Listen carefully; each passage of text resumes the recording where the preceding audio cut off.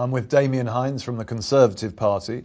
We've had over 1,500 questions from job seekers on reed.co.uk who are concerned about a variety of employment issues. We've chosen 10 that are most representative of the questions we asked. The next question is from Sarah from Reading.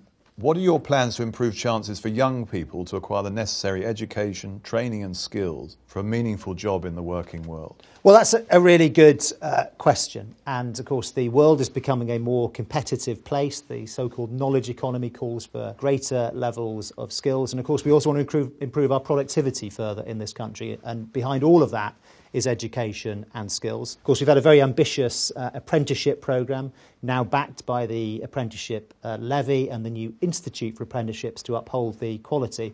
And we want to continue with that. We think apprenticeships are a really, really important way to get more and more people. I was going to say young people. Actually, young people are also older people, because you can be on an apprenticeship at any stage in your career to help with that upskilling. I think young people over the last few years have been absolutely hammered.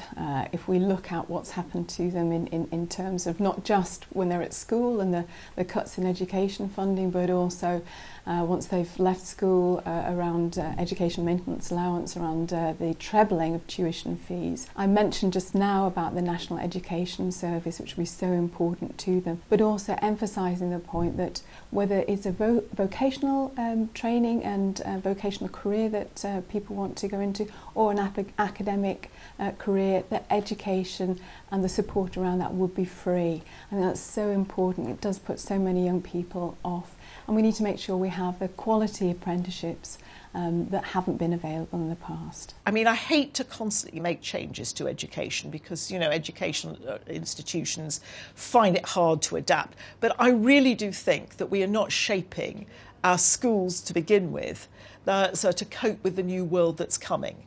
You know, robotics, artificial intelligence, the internet, all of that changes everything.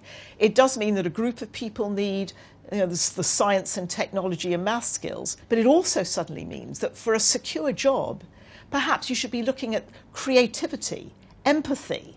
That's the kinds of skills that we so often downgraded. So I would really like to see a complete rethink to shape schooling for the world of work as it will be in the future, and not constantly looking back to the world of work as it used to be a few years ago. And that means much more flexibility for vocational education as well, so that it's not, you know, superior to go the university track. And you have genuine other options. Look, I tell you, it's one of the reasons I'm really distressed by Brexit, because I work with lots of youngsters who've gone the engineering route.